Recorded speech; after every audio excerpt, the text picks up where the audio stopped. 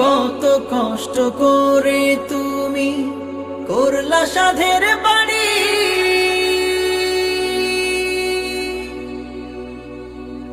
সেই বাড়িতে ঠাঁই হবে না, যাইতে হবে ছাড়ি। মোহ মায়ার টানে তুমি রবের বিধান ভুইল না, মোহ মায়ার টানে তুমি রবের বিধান ভুইল না।